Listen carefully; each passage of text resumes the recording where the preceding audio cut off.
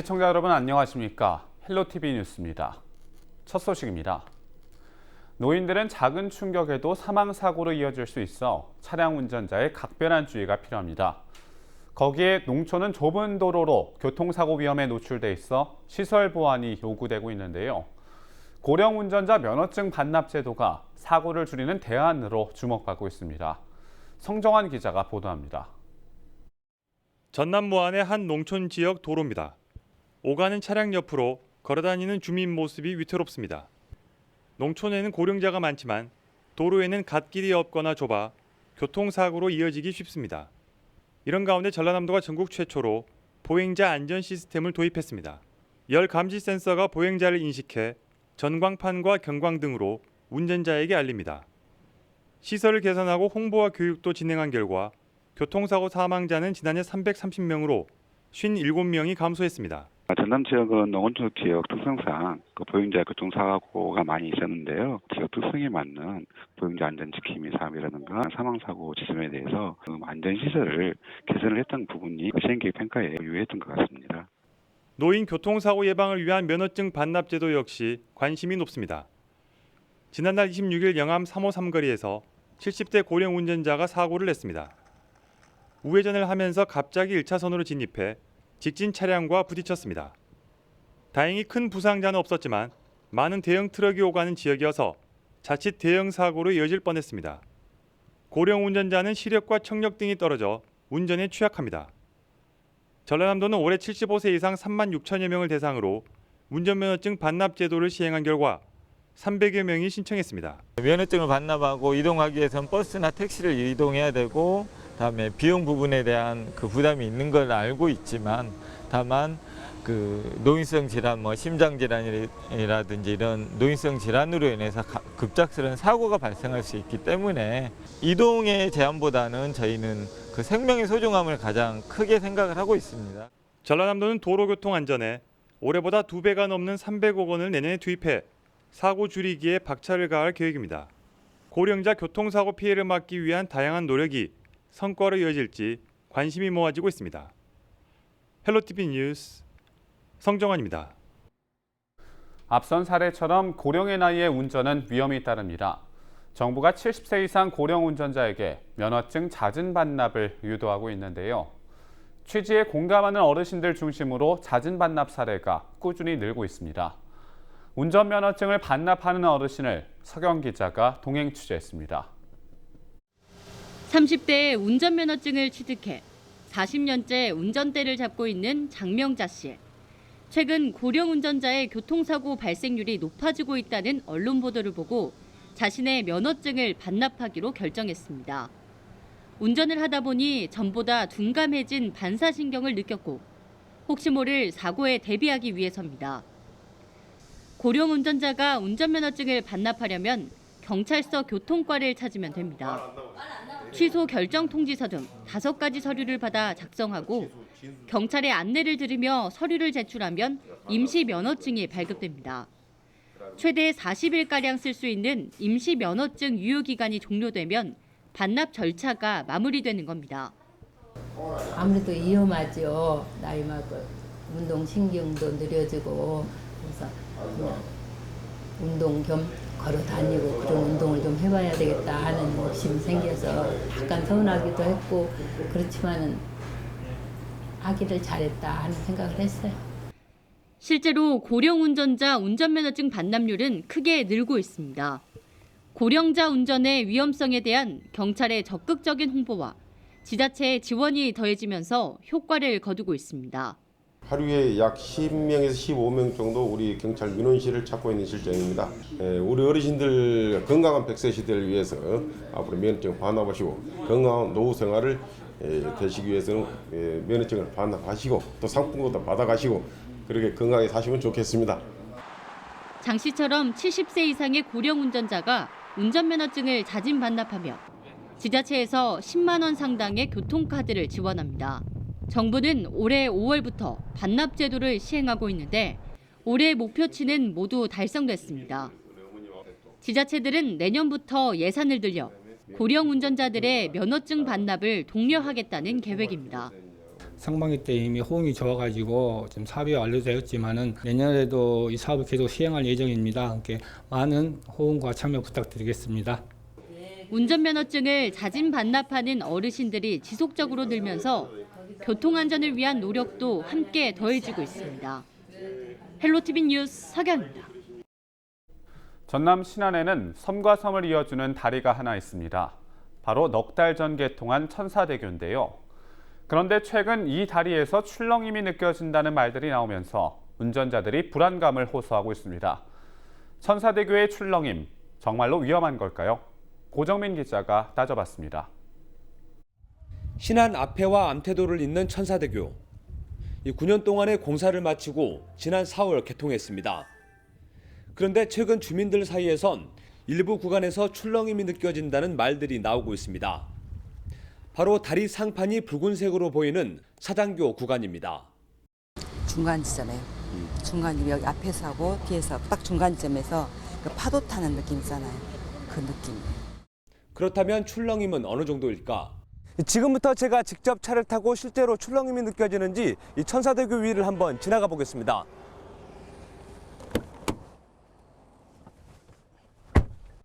시속 60km의 속도로 천사대교에 들어섭니다.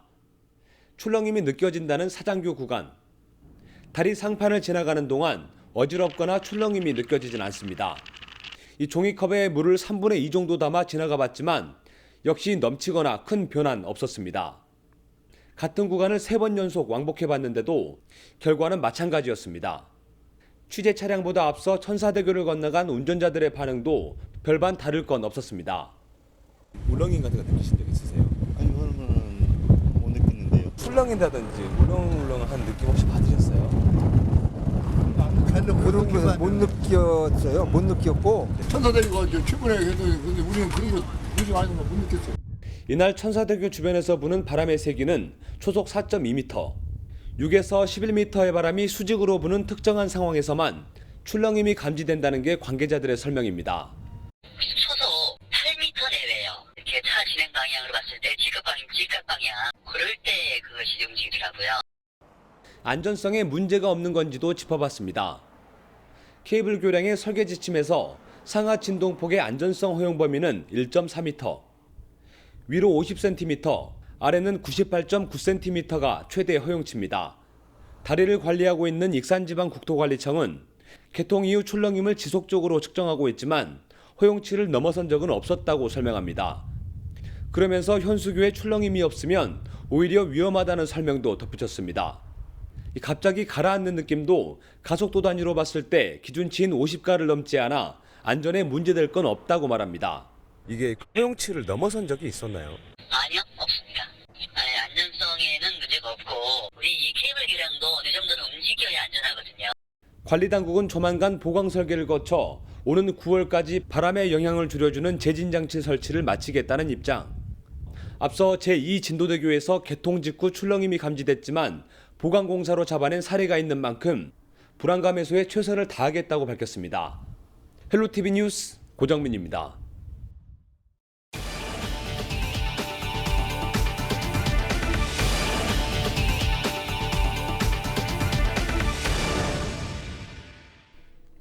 일본의 보복 수출 금지 조치에 국내 반도체 산업이 애를 먹고 있습니다.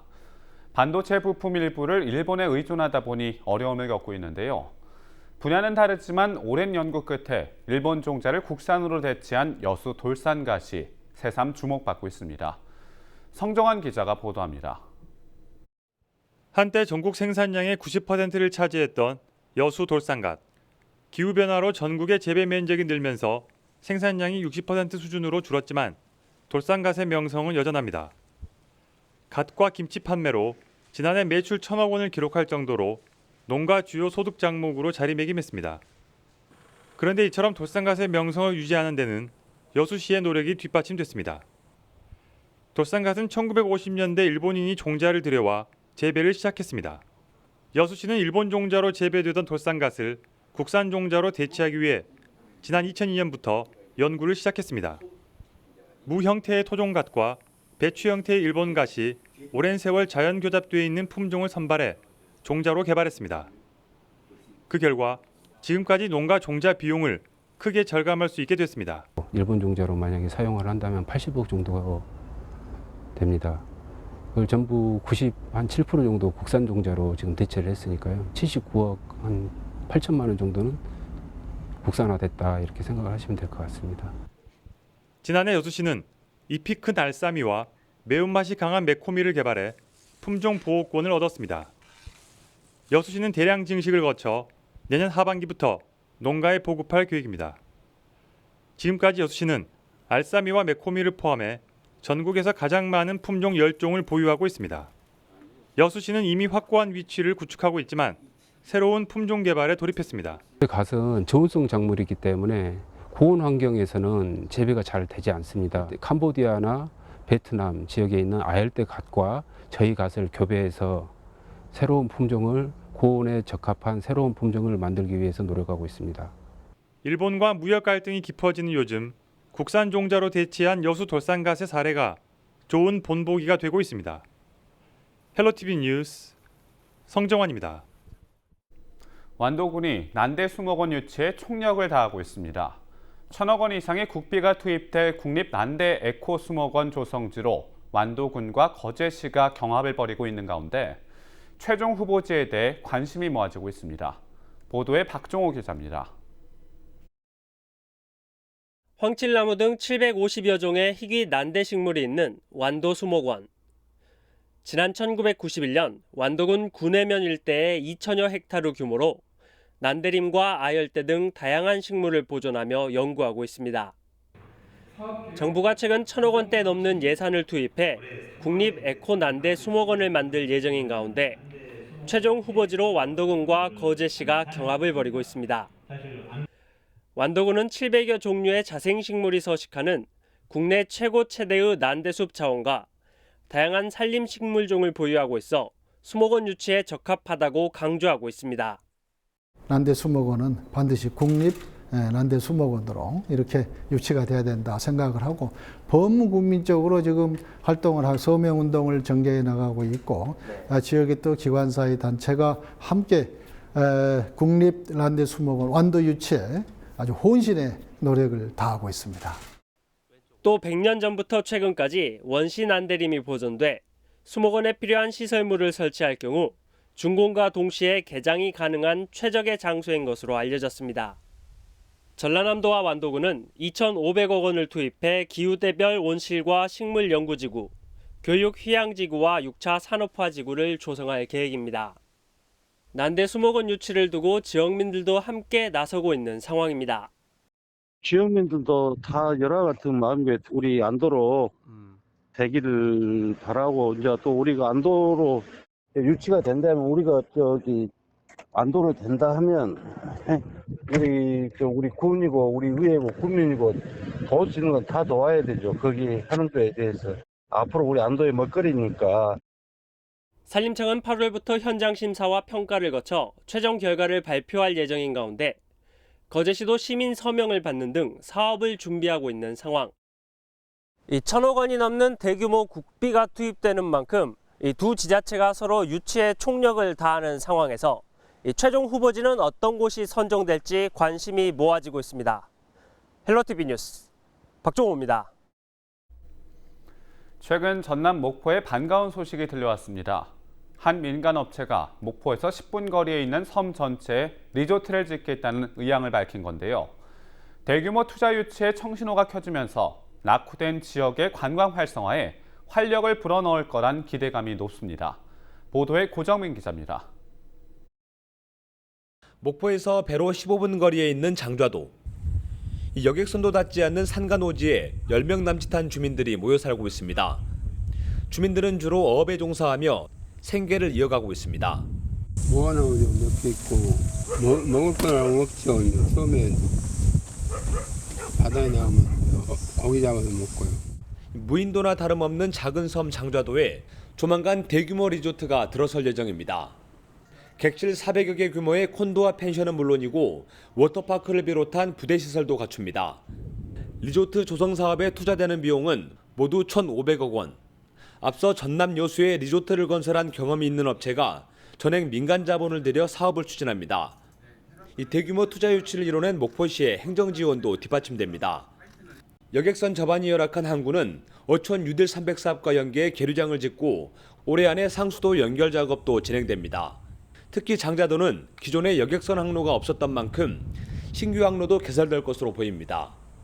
목포시는 레저용 숙박시설이 장자도에 들어서면 관광객 증가 효과와 더불어 고용 창출에도 큰 도움이 될 것으로 내다봤습니다. 해양관광 리조트가 장자도에 들어설 예정으로 1,500억 규모의 투자 협약을 체결하였습니다.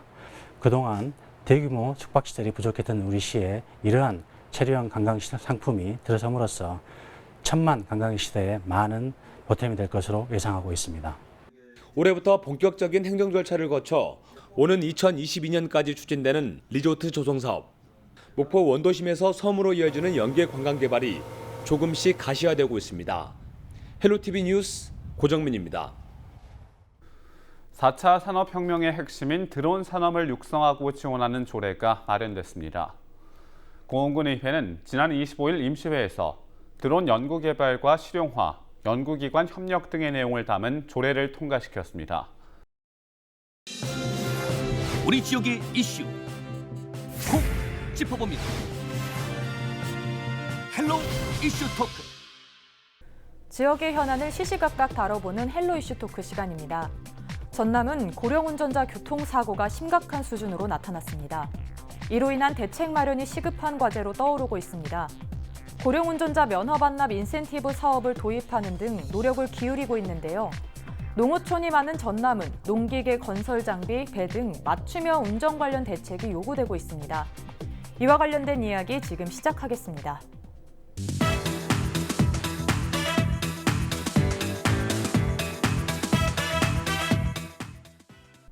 네, 급속한 고령 사회로 인해 고령 운전자는 계속해서 증가하고 있는데요. 현재 상황이 어떤 실태입니까? 네, 지금 2018년도를 기준으로 좀 말씀을 드리겠습니다. 우리 전라남도 인구 188만 명 중에 65세 이상 노인 인구가 한 13만 명으로 한 42%에 달하고 있습니다. 그 중에 그 65세 이상 그 운전면허를 가지고 계신 분들이 한 13만 명이나 되거든요. 그래서 지금 보면은 그 초고령화 사회로 우리 그 전남도는 2014년부터 진입됐다고 지금 보고 있고요. 그리고 또 그 교통사고로 관련해서 좀 말씀을 드리자면은 65세 이상 노인 운전자 교통사고가 전체 9,800건 중에 1,800건이 그 노인 운전자들이 낸 사고입니다. 그 중에 또 사망자 수도 335명 중에 108명 정도가 지금 그 노인 운전자들이 낸 사고로 지금 알려지고 있고요. 그래서 이 사망자는 지금 4년 평균으로 보면 좀 완만하게 지금 진행되고 있는 건데요. 저희 민선 7기에 그 김영록 지사님께서 교통사고 반 줄이기 정책, 사망자 수 반 줄이기 정책으로 해서 매년 좀 줄여 나가려고 노력하고 있습니다. 네, 그렇다면 이런 고령 운전자 교통사고 발생의 주요 원인은 뭐라고 보십니까? 네, 그렇습니다. 우리 과장님께서 말씀하셨다시피 우리 전라남도가 2014년도부터 초고령화 사회에 진입을 했습니다. 그렇다 보니까 고령 운전자 수도 이렇게 급속도로 늘어나는 추세고 노인 인구도 역시 매년 한 4에서 5% 정도가 늘어나는 증가 추세를 보이고 있거든요. 근데 우리 전남 같은 경우는 24% 정도 노인 운전자 수가 24% 정도로 가장 비율이 높습니다. 그 중에는 또 생계형 운전자도 많기도 하고요. 그러나 요즘 나이에 비해서 많이 젊죠. 65세라고 하면은 옛날에는 아주 어르신이지만 지금 65세 하면 아주 젊은 청춘이고 내 스스로가 나는 젊다라는 그런 생각을 하고 있기 때문에 내가 운전을 해도 괜찮다라는 그런 자신감이 항상 있는 것 같아요.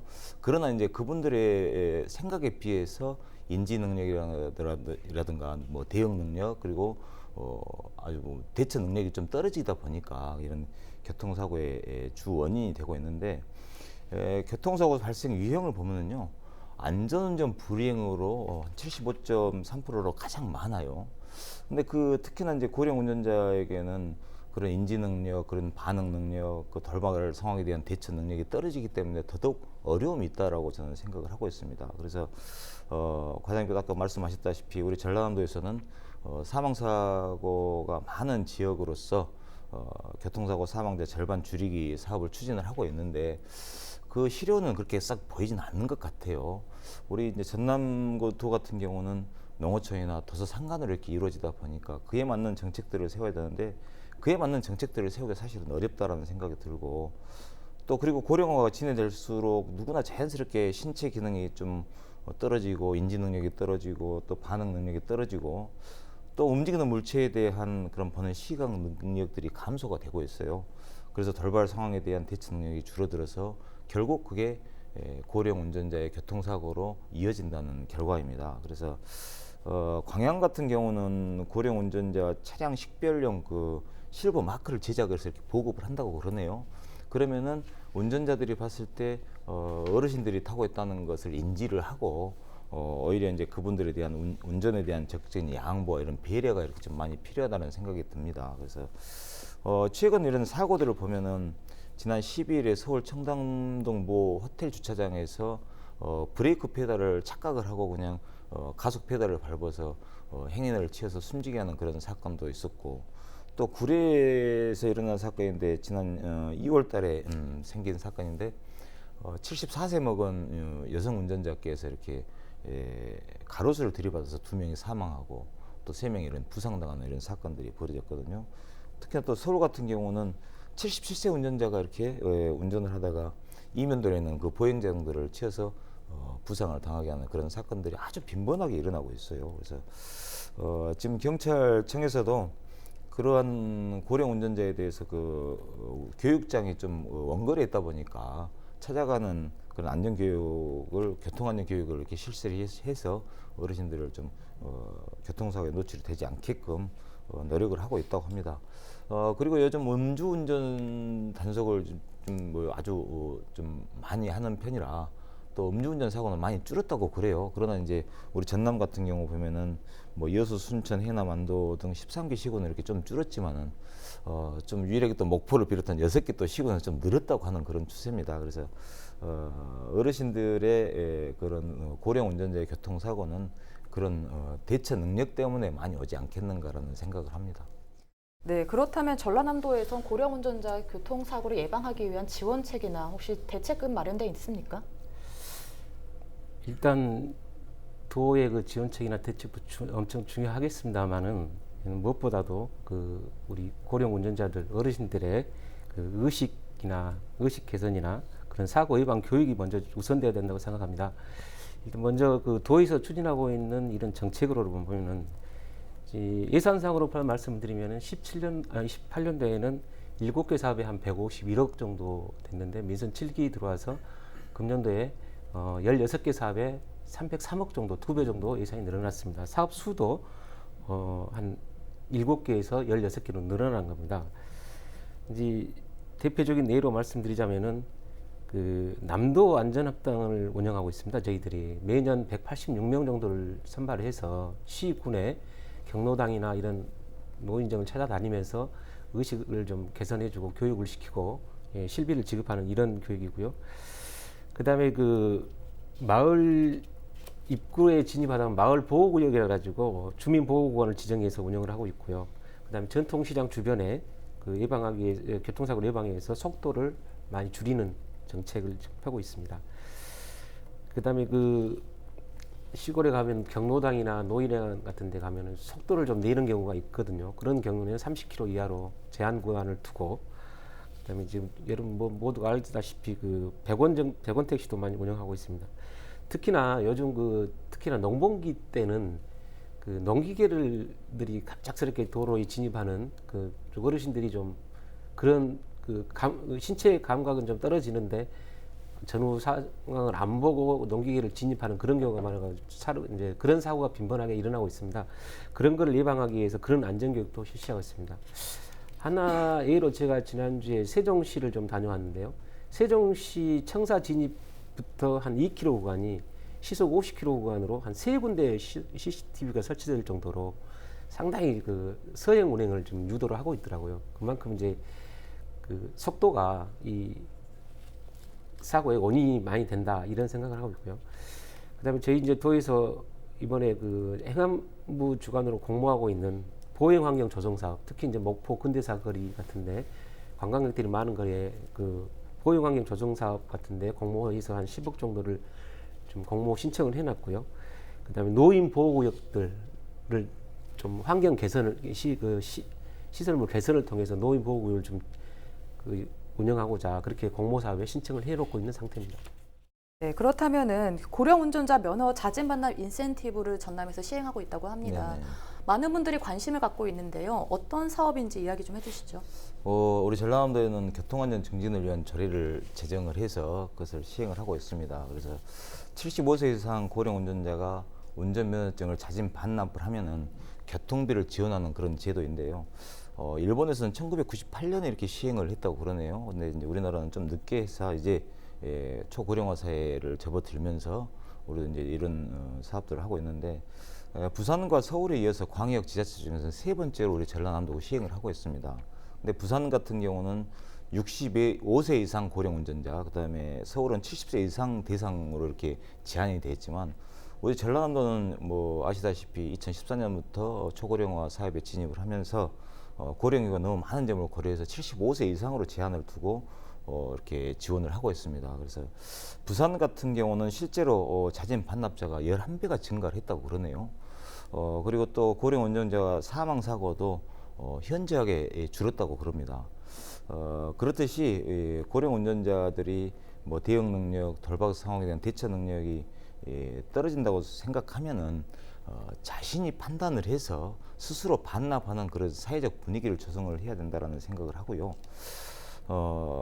그런 그 고령 운전자에 대한 그 지금 이 사업들이 크게 뭐 도움은 되지 않겠지만 사회적으로 그런 사회적 분위기 조성을 하는데 큰 몫을 하고 있다라는 생각을 하고 있습니다. 네, 이 제도에 대해서 이야기도 좀 많이 나오고 있습니다. 생계 유지나 또 위급 상황 시 문제가 발생했을 때 교통수단에 좀 불편함도 있고요. 이런 부분에 대해서는 실효성에 대해서 이야기가 많이 나오고 있는데 어떻게 보십니까? 네, 그렇습니다. 지금 이제 65세 이상 노인 인구가 10만 명당 교통사고 사망자가 34.6명이라고 합니다. 그러면 OECD 회원국에서 평균 3배가 너무 가까운 그런 데이터인데요. 전체 교통사고 사망자 중 고령자 비율이 44.5%로 3배가 됩니다. 그래서 그에 따른 그 막대한 사회적 비용이 이렇게 초래가 되고 있는 현실이고요. 지금 우리 도내를 봤을 때는 도로 여건이라든가 이런 여러 가지 이 교통 상황을 살펴보면은 도로 연장은 매우 길어지지만 이동수단이 다양하지 못해서 결국은 내 개인 차를 소유하고 또 선호할 수밖에 없다는 지금의 현실이죠. 그래서 이제 대도시 같은 경우는 지하철이나 버스, 택시 등 대중교통이 아주 이렇게 활발하게 움직이는 그런 대도시 같은 경우는 또 다르겠지만 우리 전남 같은 경우는 농어촌이나 이런 도서, 산간 이런 데로 다 이루어지다 보니까 그에 이제 대도시에 비해서 우리 도 단위 뭐 지자체는 상당히 여건이 좀 어렵다는 생각이 좀 듭니다. 그래서 특히나 이제 농어촌 같은 경우는 농기계로 인한 교통사고 그리고 또 이륜차를 이용한 그런 교통사고들이 많이 발생되고 있고 교통사고 현황을 보더라도 이륜차 사고들이 상당히 많습니다. 그래서 이제 그런 농기계라든가 이륜차의 이용에 따른 교통사고에 대한 문제점도 개선해야 될 것이고 앞서 이제 우리 과장님께서 말씀하셨다시피 각 시군별로 뭐 100원 택시 이렇게 운영을 하고 있고 또 100원 버스 이렇게 운영을 하고 있지만 그것도 이제 그 농촌형에 맞는 그런 모델들을 개발을 해야 된다라는 생각이 좀 들고요. 뭐 면 단위 가면은 택시 회사가 뭐 하나 있다고 하지만은 거기 면 단위 택시가 뭐 한두 정도밖에 없는데 그걸 이용하는 고객들은 또 많아질 것이고 그러다 보면은 그게 수요가 좀 맞지 않을까라는 그런 걱정이 많이 됩니다. 그리고 또 중앙정부 차원에서도 고령 운전자의 심각성을 인지를 하고 있죠. 그래서 그에 맞는 예산 지원과 정책 개발에서 노력을 하고 있으나 우리 전남도에 맞는 그런 교통 정책을 만들어서 개선을 해 나가고 그 고령자에 대한 교통사고에 또 노출되지 않게끔 우리가 건강검보를 해야 되지 않겠느냐라는 생각을 합니다. 네, 더불어 2019년부터는 75세 이상 운전면허 소지자에게 적성검사 기간이 5년에서 3년으로 변화됐습니다. 이렇게 기간이 조금 줄어들면서 고령 운전자도 교통사고도 좀 감소한다고 효과를 볼 수 있을까요? 저희들은 이제 그렇게 판단하고 있습니다. 올해부터 그 75세 이상 운전면허 소지자에 대해서 적성검사 기간이 단축됐고요. 그다음에 교통 안전교육 그 의무 이수 2시간을 꼭 해야 됩니다. 그리고 이제 그 기억력이나 주의력 등 인지 기능 검사도 추가되었습니다. 그다음에 특히나 치매 의심 증상이 있는 그런 노인 운전자에 대해서 그 수시 적성 검사 대상자로 분류돼서 정밀 좀 진단을 받게 하고 있고요. 특히 이제 대형 좀 차량 있지 않습니까? 버스나 전세버스, 관광버스 있지 않습니까? 여기에 지금 근무하시는 고령 운전자들이 한 497명 정도로 저희들이 보호받고 있고요.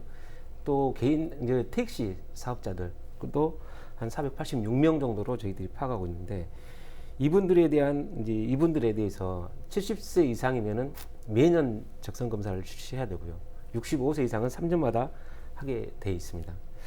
이분들에 대해서 자기 스스로 자기 진단을 하고 이런 적성 검사 과정에서 진단을 함으로써 자기가 어떤 상태라는 것을 느끼게 함으로써 좀 그 의식적으로 그런 사고에 대한 좀 예방 차원에서 접근할 수 있지 않을까 이렇게 생각합니다. 네, 그렇다면 앞에서도 계속 이야기를 하고 있지만 사회적 인식 개선이 중요하다고 말씀해 주셨는데 네. 사회적 인식 개선과 함께 제도적인 개선도 좀 필요할 것 같은데요. 어떻게 보십니까? 제도적 개선이 꼭 필요하죠. 필요하고 지금 뭐 고령 운전자들을 잠재적 교통사고 유발자라고 바라보는 그런 시선은 상당히 경계되어야 한다고 생각을 합니다. 물론 젊은 사람에 비해서 순발력과 집중력이 떨어지고 또 신체적 능력이 저하된 것은 사실이지만 개인 차를 모두가 소유하고 있다는 것이 또 중요한 현실이죠. 그래서 고령 운전자가 스스로 운전에 불안감을 느끼면은 운전면허증을 자진 반납하는 그런 사회적 분위기를 조속히 정착되어야 하는 것이 아주 급선무라고 생각을 하고요. 거기에 따라서 또 그 운전면허증을 자진 반납함으로 인해서 교통수단을 이용할 수 있게 편리하게 이용할 수 있게끔 저렴한 가격의 고령자 콜택시 운영을 저는 제안을 해봅니다. 그럼 콜택시 제안을 해서 뭐 그 비용 차액에 대해서는 좀 우리 지자체에서 좀 지원을 할 수 있는 방안 같은 거 그런 것들을 좀 연구를 해볼 필요성이 있고 다만 이제 생계형 고령 운전자들에 대해서는 뭐 현실적 대책 마련이 상당히 어려움이 많죠. 뭐 택시 운전을 한다든가 또 대형 화물차 운전을 한다든가 뭐 대형 버스 운전을 한다든가 이런 분들에 대한 그런 대책에 대해서는 사실적으로 쉽지는 않다고 저는 보여집니다. 근데 물론 그렇다 하더라도 중앙정부에서 이렇게 지원하는 거라든가 이런 걸 좀 두고라도 우리 전남에 맞는 그런 교통정책을 펼치는 것이 우리 전남으로서는 아주 급선무라고 저는 생각을 하고요. 지금 현재 뭐 적성검사라든가 아까 말씀하셨지만은 하는데도 상당히 거리가 멀리 있다 보니까 사실은 어려움이 많습니다. 그리고 그 한계에 좀 있다 보니까 그런 면허를 갱신할 때 뭐 자기 능력을 자가진단을 포함한 그런 안전교육에 대해서는 상당히 소홀히 할 수밖에 없는 현실이더라고요. 그래서 그런 교육장도 좀 늘려야 되겠고 광주 전남의 교육장은 현실적으로 아주 부족한 실정입니다.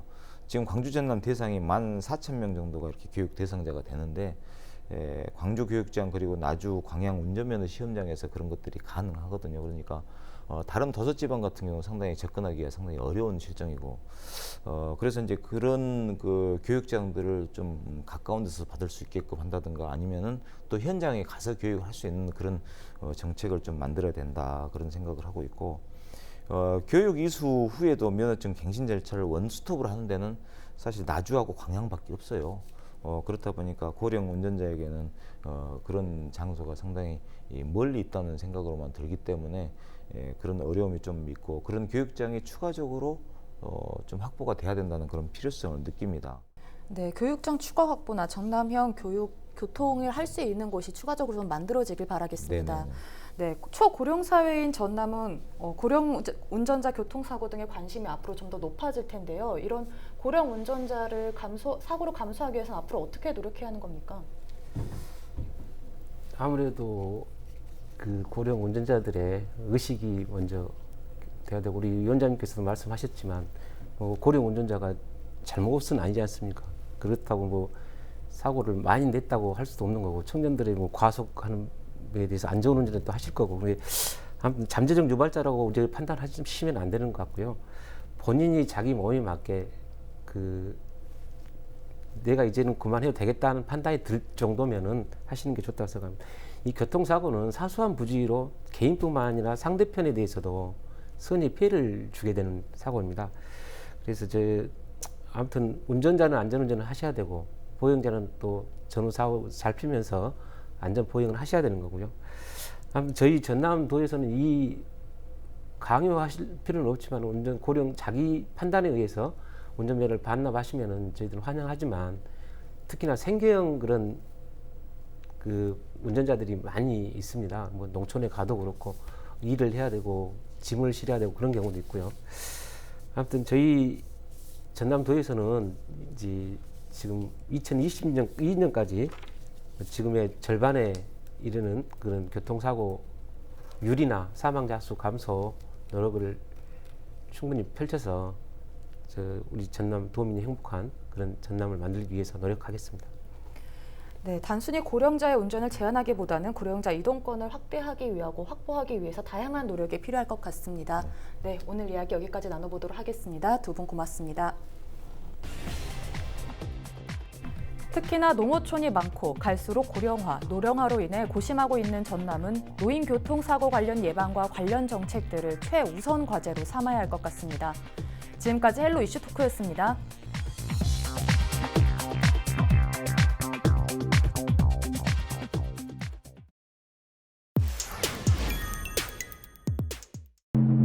뭐지? 이 위압감은?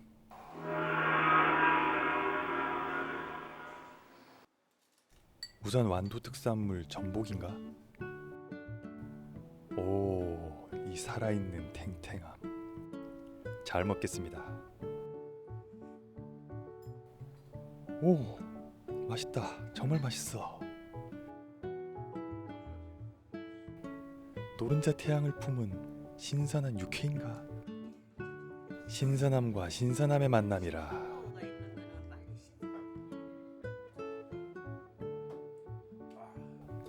고소해. 고소한 신선함이 느껴져. 역시 맛있어. 홍어 삼합도 빠질 수 없지. 오, 홍어 삼합. 오, 이 알싸한 이 맛. 역시 맛있어. 근데 잠깐, 전라도 음식은 왜 이렇게 맛있는 거지? 지역 서민들의 오랜 그 삶과 풍치가 음식에 그대로 이렇게 나타난 것 같습니다.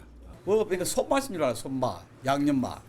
자연 환경이 바로 지천에 널려 있으니까 그거 가지고 바로 음식을 하니까 아무래도 맛있지 않을까 싶은데. 다양한 요인으로 전라도 음식은 맛있다고 하는데 그 이유 중에 하나는 기후입니다. 전라도는 대륙성 기후로 연평균 기온이 14도로 온화하고 겨울은 춥고 건조해 갖가지 농수축산물이 자라며 한 해의 비가 여름에만 60% 정도 집중적으로 내려 음식의 기본인 쌀농사에 적합한 좋은 환경을 가지고 있습니다. 또 다른 이유는 지형. 한반도 지형의 70%를 차지하는 산지가 동북부에 집중되어 있는 반면 전라도는 평야가 많고 두만강을 제외한 모든 강이 서해나 남해로 흘러 이에 따른 농업용수도 원활히 공급돼 타 지역에 비해 농업에 좋은 환경을 갖추고 있습니다. 더운 지방에 물이 만나서 특히 여름에 장마를 만나서 무더운 속에서 가장 잘 자라는 우리의 벼, 수확해내고 나면 볏짚. 그러다 보니까 소가 자연 사료를 많이 먹고 좋은 그 육지를 제공을 하고 있습니다. 지리산을 중심으로 한 여러 가지 산야에서도 또 들판에서도 또는 해안가에서도 그리고 바닷속에서도 다양한 농산물, 수산물, 임산자원 셀 수 없을 정도로 다양하죠. 다른 지역에 없는 것이 다 있다고 생각하면 돼요. 다양한 식재료는 전라도 음식 문화를 꽃피우게 하는 결정적인 요소입니다. 특히 무안과 순천을 포함한 서남해 안 1200제곱킬로미터에 달하는 갯벌에서 나는 낙지와 꼬막, 짱뚱어 등은 전라도 음식에 빠질 수 없는 대표 식재료입니다. 벼농사가 잘 되면서 더불어 소와 돼지 등 가축 먹이도 풍부해 축산업도 잘 될 수밖에 없는 환경. 식재료가 좋은데 뭘 만들어도 맛있지 않을까요? 섬에서는 신선한 갈치를 잡으면 가운데 토막은 소금 간에 놨다가 시장에 내가서 파시고 이제 머리 쪽이나 꼬랭이 쪽은 미역국을 끓이신다는 거예요. 그만큼 그 지역에 가면 그 지역의 싱싱한 먹거리들이 다른 지역에서는 생각할 수 없는 맛난 맛을 제공을 하더라고요. 신선한 재료만으로도 음식은 맛있을 겁니다. 하지만 구슬이 서마을이라도 꿰어야 보배. 전라도 음식의 맛을 결정하는 요소는 따로 있습니다. 바로 소금. 신안과 영광, 무안에서 생산되는 천일염은 전국 생산량의 91%인 29만 톤이 생산되고 있습니다. 예로부터 부족하지 않게 소금이 생산되다 보니 간을 맞추고 음식을 저장하는 데 소금은 다방면에 쓰였습니다. 우리가 먹는 젓갈은 150여 종. 이 많은 젓갈을 만드는데 풍족하게 소금을 쓸 수 있는 환경이 바로 전라도입니다. 서해안에서 나오는 가장 대표적인 소금, 가장 많이 생산되어서 전국에 이제 이렇게 공급이 되고 있는데, 특히 소금 절임을 많이 하잖아요. 이제 젓갈로 김치를 맛깔스럽게 담가내기 때문에 전라도의 가장 기본적인 맛은 발효 음식으로부터 나온다. 그 발효 음식을 만들어낼 수 있는 것이 소금이다. 그래서 요즘 멸치 액젓, 까나리 액젓 그런 걸 조금씩만 치면 맛이 너무나 좋아지는데, 우리 전라도는 빠락빠락 주무르지가 않아요. 손맛이라고 해서 질감을 살리면서 나물을 묻혀내요. 오히려 경상도 쪽은 빠락빠락 주물러서 속에 내용물이 바깥 그 양념하고 뒤바뀌게 묻힌다고 해요. 그래서 오히려 질감이 더 질어진다고 할까요? 근데 우리는 살아있어요. 전라도 음식이 간이 세고 자극적이라고 말하는데, 기본적으로 식재료를 소금으로 간을 하고 그 위에 다양한 맛을 더하는 게 전라도 음식 맛을 돋우는 방법입니다. 전라도 쪽은 더운 지방이기 때문에 짜게 간을 한 셈이에요. 왜? 변하지 말라고. 그러다 보니까 좀 짭조름하잖아요. 근데 그 짭조름한 맛을 숨기기 위해서 더 새콤하게, 더 달콤하게, 더 매콤하게 양념을 가하다 보니까 충분한 양념 맛이 배어들어서 오히려 다른 지역보다 맛있는 음식이다. 식재료가 좋고 소금까지 받쳐주니 음식 문화는 발전할 수밖에 없는데, 여기에 정부 정책도 한몫했습니다. 서울로부터 멀리 떨어진 전라도. 정부는 다양하게 발달한 전라도 음식을 보존하기 위해 기록을 전수하는 사업을 추진했습니다. 우리 고장의 먹거리들을 이제 사라지기 전에 그를 이제 기록으로 남기자, 또는 그를 전수시키자고 하는 사업이 있었습니다. 교수들과 함께 음식을 잘하시는 분들을 만나서 이제 한 20년 정도 전에 만들었어요. 각 지역별로 음식 잘하는 분들도 발굴하고, 또 그분들이 또 서로 추천도 하고, 이제 나간에서부터 시작된 남도 음식 대잔치. 거기에 24개 시군에 이제 각종 먹거리들을 서로 선의의 경쟁 전시해 놓고 그거를 또 이렇게 판매도 하고.